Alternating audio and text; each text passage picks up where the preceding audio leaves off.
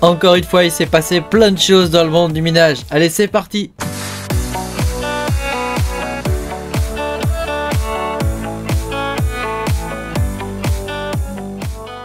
Bonjour à tous et bienvenue sur Makertronic, je suis très content de vous retrouver aujourd'hui pour cette nouvelle vidéo des Mining News et c'est la numéro 17 il me semble. Voilà, il s'est passé beaucoup de choses donc on va voir ça ensemble. Pensez à mettre un petit pouce bleu et à vous abonner à la chaîne si vous n'êtes pas abonné. Je vous rappelle que vous pouvez me soutenir en cliquant sur le bouton rejoindre sous la vidéo, merci beaucoup.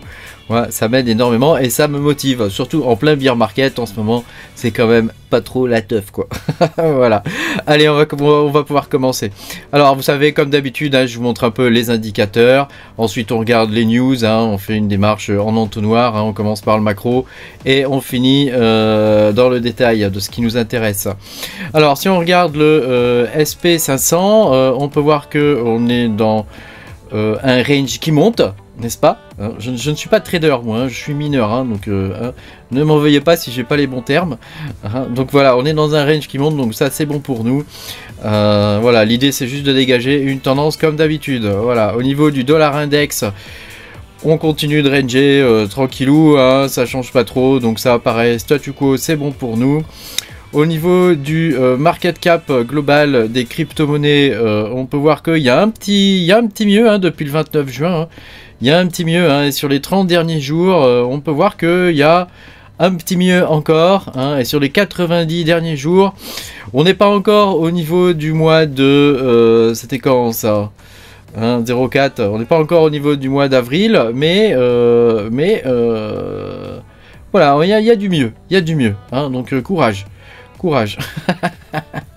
Voilà, au niveau des liquidités, c'est toujours pareil.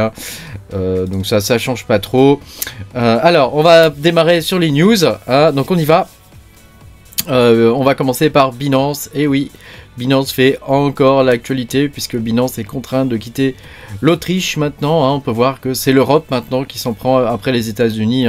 C'est l'Europe maintenant qui s'en prend à Binance. Et donc voilà, après la Belgique, le Royaume-Uni, c'est en Autriche que Binance va se faire éjecter. Je vous rappelle qu'en France, ils sont sur le coup de poursuites judiciaires. Donc malheureusement, voilà, c'est de plus en plus compromis pour Binance. Voilà. Et puis une nouvelle encore pire, PaySafe, qui est le partenaire bancaire de Binance, donc qui permet de transformer vos cryptos en fiat et de vous faire les virements bancaires, a lâché Binance.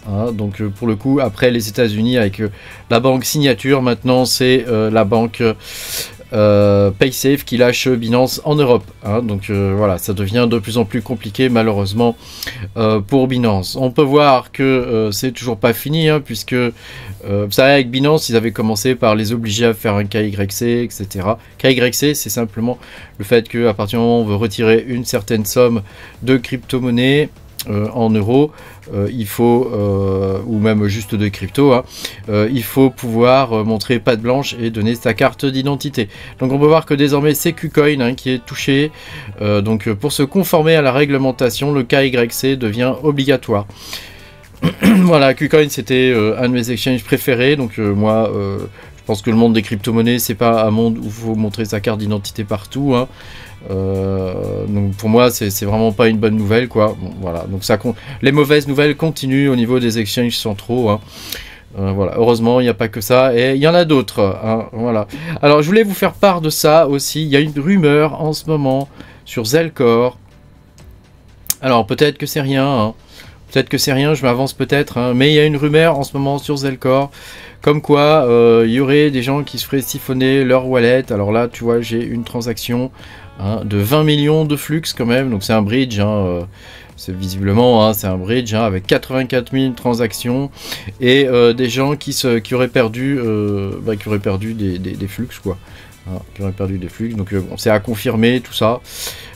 Mais voilà, il y a quand même des grosses transactions, 3 millions de flux là, 15 000 ici, enfin tu vois, bon, non 3300, pardon, 3300. Donc voilà, c'est à confirmer tout ça, mais enfin c'est quand même, voilà, faites attention à vos coins. Voilà. Ensuite, on va passer un petit peu aux coins qui nous intéressent. Hein. Passons aux bonnes nouvelles. Hein. Je voulais vous montrer ça parce que ça, c'est la courbe du Dinex. Et depuis son départ, hein, je vous rappelle que nous, on était là depuis le tout début de Dinex. Hein. Et comme on peut le voir, c'est une courbe qui est juste magnifique. Regarde-moi ça. On démarre ici. On était à 0,012, je me rappelle encore. Et actuellement, on est à 0,36. Hein, donc, bonheur. Et à mon avis, je touche du bois. Hein, vas-y, donne-moi du bois. C'est pas fini. Hein, c'est pas fini. Voilà, le Kaspa, pareil. Hein, magnifique courbe. Hein. On revoit un petit peu ce qu'on avait vu au début ici. Hein, tu sais, ça fait un U. Là, pareil, on est sur un U. Là, bon, on va voir ce que ça donne. Mais je pense que pour Kaspa, c'est pas fini. Hein. C'est loin d'être terminé non plus. Hein. Quand tu vois les volumes sur Kaspa, je veux dire, ça, il y a de l'intérêt. Hein. Il y a de l'intérêt. Radiant, c'est plus calme. Après un énorme spike ici. Hein. Je rappelle que quand tu avais 1 million de Radiant, à un moment donné, ça valait plus de 12 000 balles. Hein. Voilà, on est encore pas mal hein, sur Radiant. Là, on est en train de ranger. Hein. Il tient le choc, hein, malgré le fait qu'il y ait des FPGA qui soient arrivés sur le réseau, malgré le fait qu'il y ait de plus en plus de mineurs sur le réseau Radiant.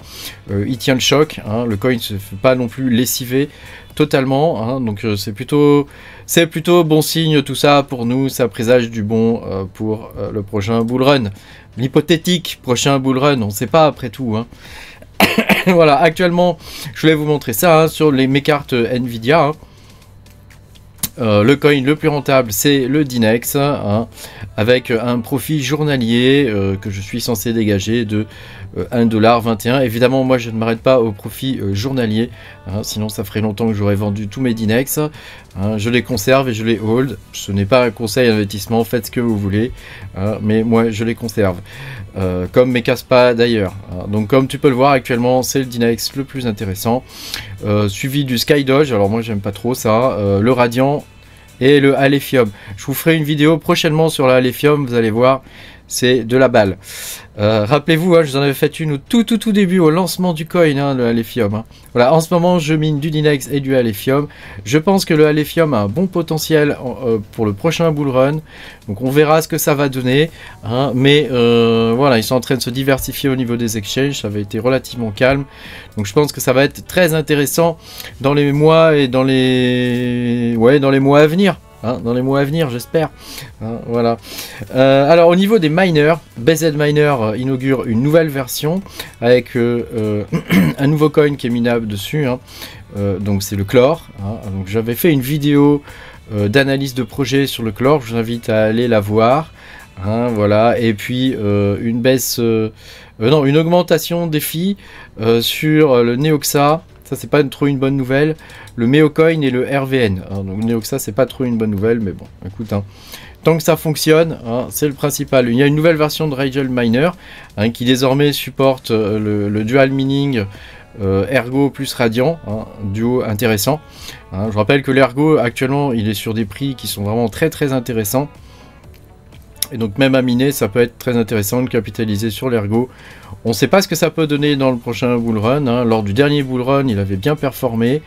Il a déjà vécu un bull run. Est-ce que dans le suivant, il va performer autant?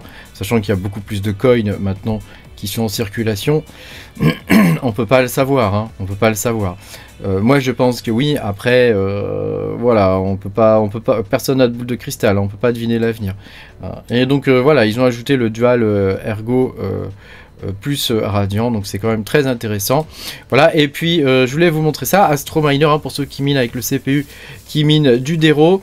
Il y a une nouvelle version d'Astro Miner hein, qui permet d'avoir un tuning du CPU qui est plus fin, hein, et donc qui augmente le hash rate, hein, pour ne pas nous déplaire. Hein. C'est fantastique tout ça. Voilà, comme vous pouvez le voir, il s'est passé beaucoup de choses. Hein. Voilà, bah écoutez, on se retrouve pour une prochaine vidéo des Mining News bientôt. Hein, et puis vous pouvez évidemment suivre mes vidéos de mining classique. Hein. Voilà, moi ça me fera plaisir. Voilà, merci beaucoup d'avoir regardé cette vidéo. Pensez à mettre un petit pouce bleu et à vous abonner à la chaîne si vous n'êtes pas abonné. Hein, puis moi je vous dis à bientôt pour de nouvelles aventures. Salut!